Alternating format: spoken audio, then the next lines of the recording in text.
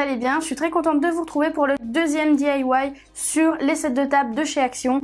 Donc ici, moi j'ai décidé de le faire en bandoulière comme vous pouvez le constater. Vous pouvez éventuellement le faire plus long ou acheter même des anses directement au magasin. Là, c'est moi qui l'ai fait avec du simili-cuir de récupération. Alors pour les sets de table, vous allez voir que dans la vidéo, je coupe les sets de table. Vu que c'est des grands sets de table de 38 cm, je pense. Donc je les coupe, mais alors quand vous les coupez, il y a des petites fibres en fait qui s'en vont, vu que c'est cousu, donc il y a des fibres qui s'en vont. Donc moi ce que je vous conseille, c'est de faire très attention s'il vous plaît, ne mettez pas le feu à votre maison, mais c'est de venir tout le contour brûler en fait, faire fondre tout simplement la paille en plastique, je vais dire, de votre set de table. Au moins vous allez avoir un rendu beaucoup plus propre et ça ne risque plus de s'effilocher, de tomber ou complètement de défaire tout votre sac. Donc moi ici ce que j'ai fait, c'est que j'ai cousu le premier set de table à l'extérieur et le second set de table vers l'intérieur. Pourquoi? Tout simplement par question de facilité pour les débutants et pour un plus joli rendu sur l'extérieur. Au moins c'est beaucoup plus facile à coudre comme ça, enfin vous verrez de toute façon la vidéo, c'est vraiment simple à faire. Et ça prend pas énormément de temps et je trouve que le rendu est vachement joli. Alors si vous aimez les DIY, je vous ai mis en barre d'infos un lien de la formation où j'ai créé un module complet sur les DIY. Il y a quand même pas mal de choses. Donc voilà, moi je suis pas plus longue, j'espère que ce sac vous plaît et surtout n'hésitez pas de checker tout dans la description, tout est mis là. Moi je vous laisse avec le matériel et puis vous passerez à la pratique.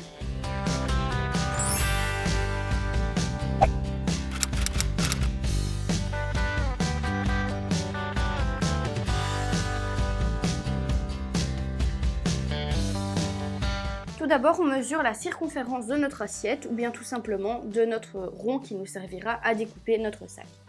Donc moi, pour plus de facilité, je prends un tout petit morceau de papier collant et je viens coller mon mètre comme ceci sur le bord. Et j'arrive à 64,5 de circonférence. Donc ici, sur ma feuille de patronage, je mesure 64,5 plus 2 cm parce qu'on a 1 cm de valeur couture de chaque côté. On prend notre équerre pour mesurer la profondeur de notre sac. Donc je me mets bien perpendiculaire à ma ligne. Et moi je vais faire 10 cm. Une fois qu'on a terminé de faire donc notre patron, on va pouvoir le découper.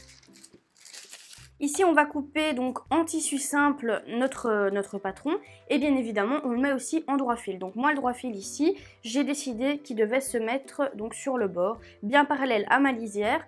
Maintenant si votre motif par exemple est comme ceci, donc si vous avez des lignes comme ceci, bien évidemment vous allez mettre le droit fil dans l'autre sens, donc il sera comme ceci et votre patron sera mis différemment, donc il sera mis voilà comme ça pour vous imager, pour avoir les lignes dans le sens que vous voulez. Donc en fonction de ce que vous voulez sur votre sac. Une fois qu'il est bien positionné, donc on l'épingle et on ne perd pas de temps, on le coupe tout de suite. Une fois qu'on a fini de couper notre tissu, on fait exactement la même chose dans notre thermocollant. Si vous n'avez pas voulu utiliser de thermocollant, eh bien vous passez cette étape. Donc ici, pour le thermocollant, on se positionne correctement. Et voilà, c'est magnifique, ça rentre pile poil. On épingle et on coupe. J'ai donc coupé ma pièce dans le tissu et dans le thermocollant. Il est donc temps de venir thermocoller ce fameux thermocollant. Encore une fois, on n'utilise surtout pas de vapeur. Donc moi, j'ai bien mis mon fer ici sur non vapeur. Je ne sais pas si ça se dit, mais bon voilà. Et alors, on protège aussi notre planche. Donc moi, j'ai mis une pâte mouille sèche en dessous pour protéger et pour pas que le thermocollant vienne se coller, bien évidemment, sur notre planche. On met correctement donc, comme ceci, notre thermocollant au-dessus de notre tissu. Et avec notre fer, on vient presser tout le long jusqu'à ce que tout soit bien thermocollé. Une fois thermocollé, je viens déjà préparer mon travail pour les prochaines étapes, c'est-à-dire qu'ici, sur l'envers, donc sur mon thermocollant, je viens replier d'1 centimètre de chaque côté sur la longueur de ma bande de tissu. Je ne plie pas sur la largeur vu que ça, on va la coudre par après, donc c'est pas très important.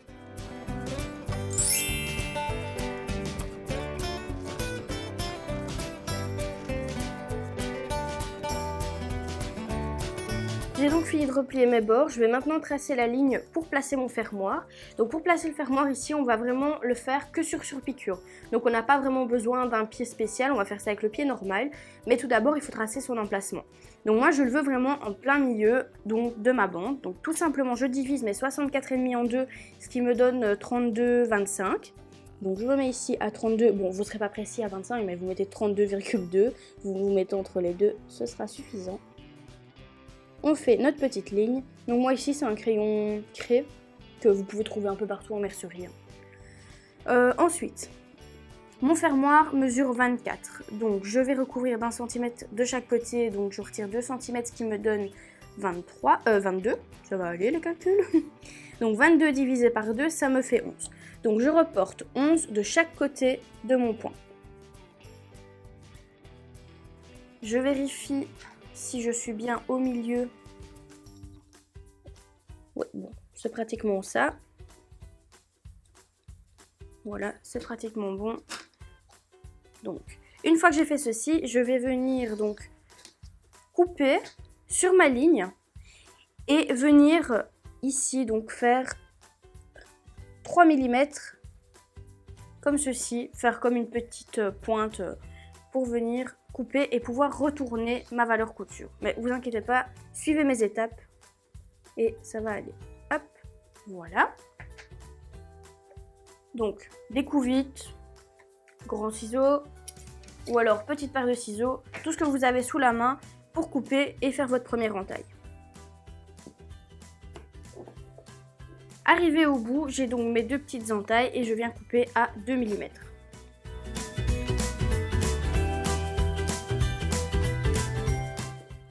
Une fois que c'est terminé, on va pouvoir venir placer notre fermoir en dessous. Donc je retourne, je viens glisser mon fermoir, je le mets en dessous, et je viens replier vers l'intérieur donc mes 3 mm, donc mes 2-3 mm que j'ai coupés. Et je les pince comme ceci, avec mes doigts, juste pour marquer.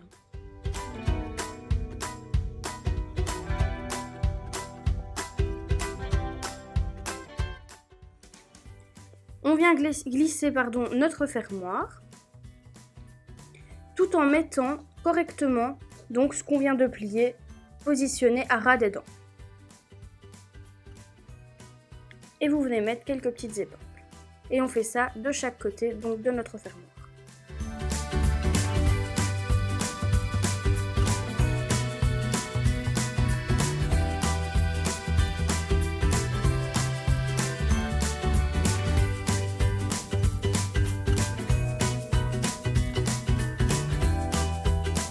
Maintenant que c'est fait, on va pouvoir venir surpiquer tout le contour donc à la machine à quelques millimètres à côté donc de notre petit fermoir. Donc on se positionne correctement avec notre aiguille vraiment à ras de nos dents et à ras de notre tissu. Alors pour être honnête, ce n'est pas donc un pied fermoir comme je vous l'ai dit, tout simplement parce que j'ai plusieurs machines et que mon pied est resté dans l'autre machine. Mais bon, ici on doit surpiquer, donc honnêtement ça fonctionnera très bien aussi avec celui-ci. Donc c'est simple, on se place correctement comme je vous l'ai dit. Et alors, ce qui est très important aussi, c'est de faire nos points d'arrêt au début et à la fin et bien faire nos points pivots.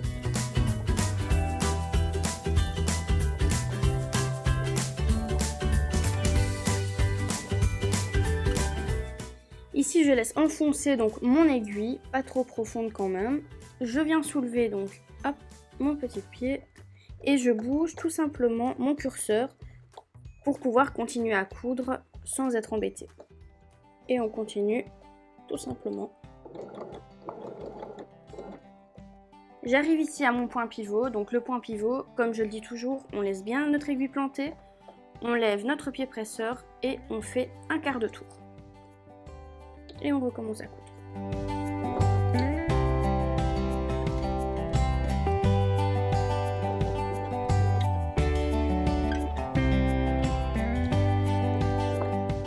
Une fois qu'on a fini de surpiquer notre fermoir, on va maintenant piquer donc la largeur comme ceci, qu'on positionne endroit contre endroit et qu'on vient épingler.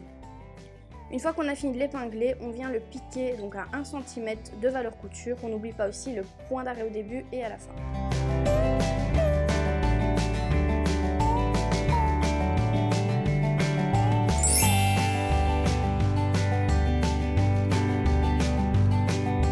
vous avez terminé donc de coudre à valeur coude sur votre bord, vous le mettez de côté et on va maintenant passer à la découpe de notre assiette de table. Donc pour cela, je prends mon assiette et je la mets au-dessus. J'essaye au maximum d'être centrée. Donc pour cela, je prends mon mètre ruban et je viens mesurer les côtés donc, qui dépassent. Donc, ici, je suis presque à 9 cm. Ici aussi. Hop, une fois que c'est fait, je viens tracer tout le contour de mon assiette. Et je répète exactement la même opération sur le deuxième set de table. Une fois que c'est fait, je découpe et je fais pareil sur les deux. Une fois que j'ai coupé donc mes deux petits ronds, je vais maintenant reprendre le contour. Très important, n'oubliez surtout pas d'ouvrir le fermoir. Alors pourquoi on ouvre le fermoir? Tout simplement parce qu'on va devoir coudre endroit contre endroit et par la suite il va falloir retourner, donc on retournera par notre fermoir. Donc je vais commencer à placer le premier. Donc je vais me placer comme ceci. Alors je vais faire un côté à la fois. Je fais endroit contre endroit comme ceci en venant piquer dans la rigole que j'ai fait juste avant pour qu'au final, quand mon ouvrage est terminé, ça donne sur l'extérieur quelque chose. Alors je vais vous montrer plus ou moins pour que vous ayez une idée. Que ça donne quelque chose de semblable à ceci. Voilà, que ce soit fini comme ceci et pas que tout soit replié à l'intérieur. Donc on épingle tout le contour du premier, on le piquera et ensuite on fera seulement le deuxième.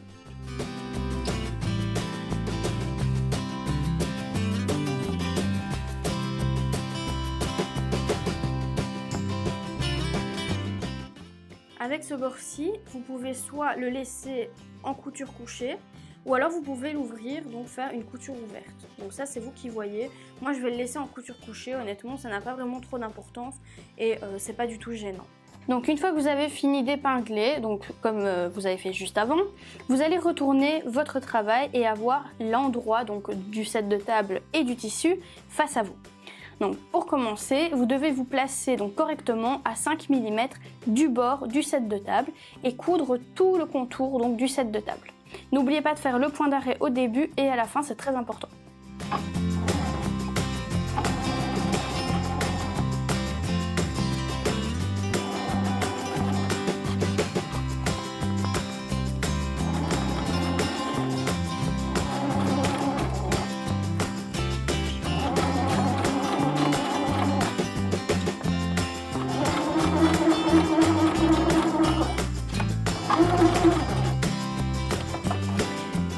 Une fois qu'on a fini cette étape, on va pouvoir donc dessiner les sangles pour venir mettre la sangle plutôt, vu qu'il n'y a qu'une seule sangle, pour venir la mettre sur notre sac.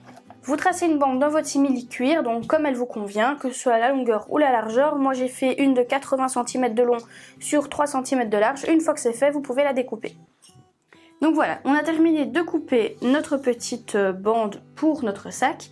Vous pouvez la faire plus longue. Moi ici, avec la taille de 80 cm, elle m'arrive au niveau de la taille. Donc voilà, c'est plus ou moins correct. Maintenant, vous pouvez la faire plus longue pour l'avoir plus basse. Alors, ce qu'on va faire maintenant, c'est qu'on va prendre donc le reste du sac qui a été cousu. Et on va venir la placer tout simplement au milieu du sac. Donc, on va faire ça au niveau du fermoir. On va descendre 5 cm au niveau du fermoir, comme ceci. Et on va venir mettre une épingle. On fait pareil pour l'autre côté. Faites bien attention donc de ne pas tordre votre bande, donc votre anse. Hop. Ici on descend de 3-4 cm pareil. Et on met une petite épingle.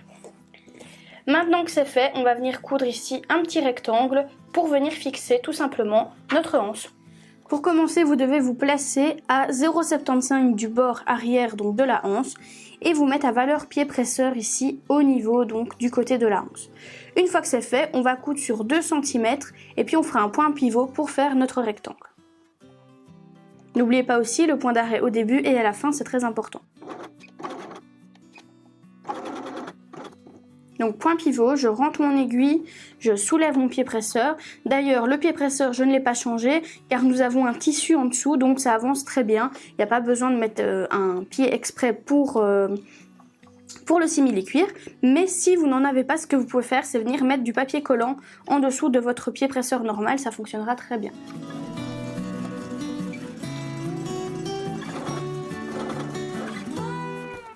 De nouveau point pivot. Et voilà, nous avons cousu notre petit carré. Donc si vous n'êtes pas parallèle comme moi par exemple au bord de votre anse, c'est pas grave, on va la recouper parce que parfois le simili-cuir ça bouge, donc ça risque de faire cela. Mais c'est pas un souci, on va tout simplement recouper le bord et ce sera bon. On fait exactement la même chose pour l'autre côté et on aura fini avec la anse. On a donc fini maintenant de coudre les deux côtés de notre anse. Il ne nous reste plus qu'à venir fixer le deuxième set de table de l'autre côté et ensuite on va pouvoir le coudre. Donc pour le fixer, moi ce que je vous conseille c'est d'ouvrir entièrement donc le fermoir et on va venir retourner le travail. Donc on vient placer tout simplement comme ceci. Donc hop, voilà, je vais me mettre là. Endroit contre endroit avec le bord, notre set et notre sac. Et on vient épingler. Et vous faites comme ça pour tout le contour du sac.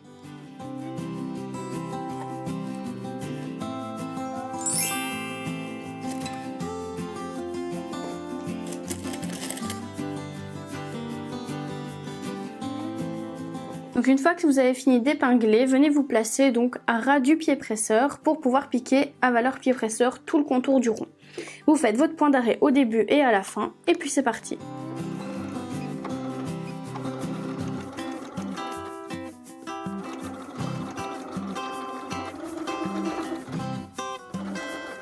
Donc voilà, on a maintenant terminé notre sac en bandoulière. J'espère vraiment qu'il vous a plu. Surtout n'hésitez pas à checker dans la barre d'infos la formation où il y a le module de DIY. Il y a vraiment plein d'autres choses. Aussi, n'hésitez pas à me laisser des commentaires si vous avez d'autres idées de DIY. Je les prends volontiers et comme ça au moins je vais pouvoir vous faire plein de DIY que vous avez décidé. Donc voilà, ce sac n'a pas été très compliqué à réaliser, vous avez pu le voir. Si cette vidéo vous a plu et que vous en voulez d'autres, surtout n'hésitez pas à laisser un pouce vers le haut. Moi je vous fais plein de gros bisous et je vous dis merci d'avoir suivi cette vidéo jusqu'au bout. À bientôt.